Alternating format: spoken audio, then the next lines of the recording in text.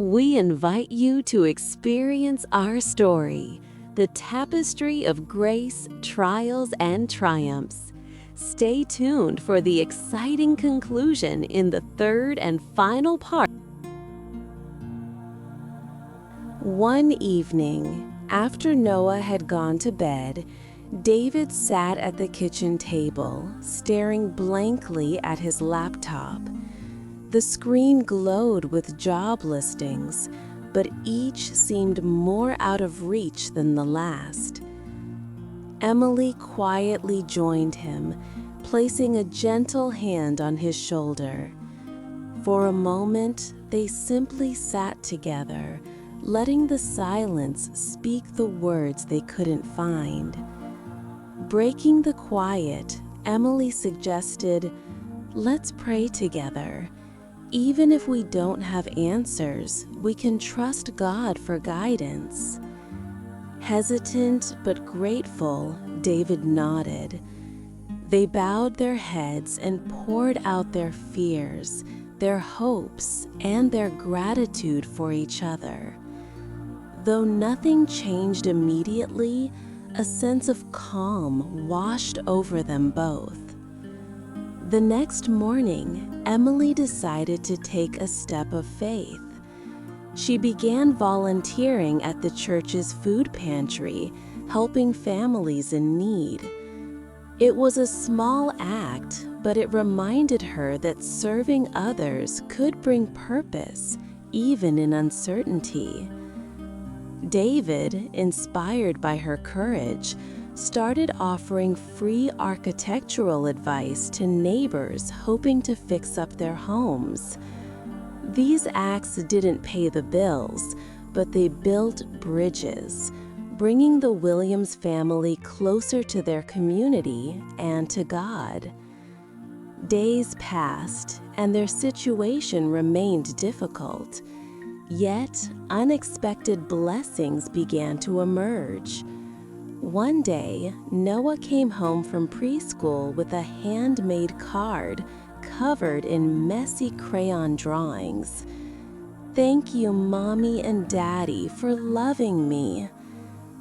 Emily and David smiled through tears, reminded that their love and faith were the greatest gifts they could offer. Their church family also rallied around them. A friend brought groceries, another slipped them an anonymous envelope with enough money to cover a utility bill. Emily and David were overwhelmed by the kindness and generosity that seemed to appear just when they needed it most. But then a new challenge arrived. Emily's mother, who lived in another city, suffered a sudden health crisis. Emily had to travel back and forth, balancing her responsibilities at home with caring for her mother. David took on more duties with Noah, learning to cook, clean, and comfort their son. The strain threatened to pull them apart, but instead, it drew them closer. They learned to lean on each other and on God, refusing to let fear and frustration win. One evening, as Emily sat beside her mother's hospital bed, she received a text from David. "We're praying for you. God is with us." Emily smiled, comforted by the reminder that even in the darkest valley, they were not alone. During this season, both David and Emily grew in faith.